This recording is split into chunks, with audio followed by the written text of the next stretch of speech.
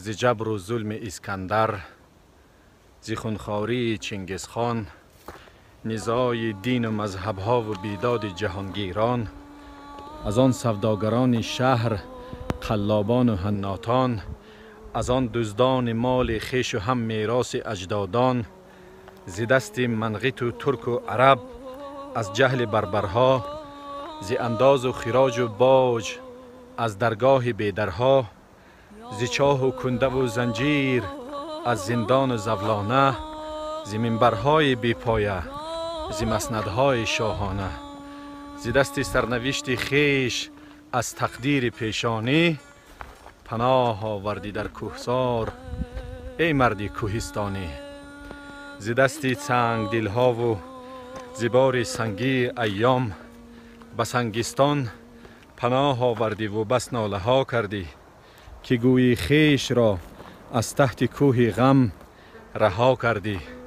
سر کوه بلند خانه کردی تو، به یاد روزگار خوش جهانی را پر از افسانه کردی تو. سر کوه بلند غوغا کنم من، تو را از بوی گل پیدا کنم من.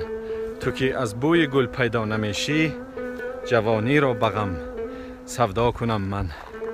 سر کوه بلند نی میزنم من، شتر گم کردم پی میزنم من. شتر گم کردم با بار کاشی، گل گم کردم بلکه تو باشی.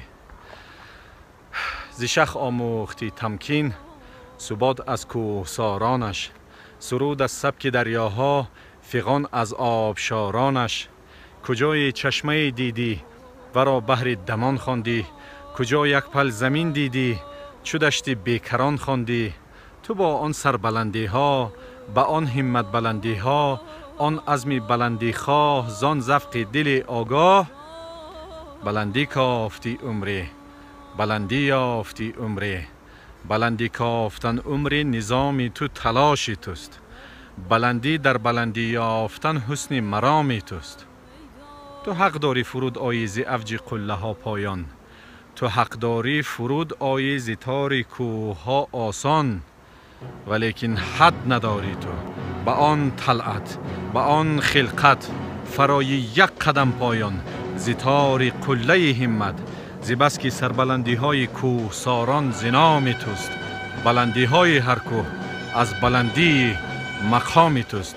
تاجیکستان عزیز، هم خون سیاوشم، از خون سیاوشم، هم خون سیاوشم.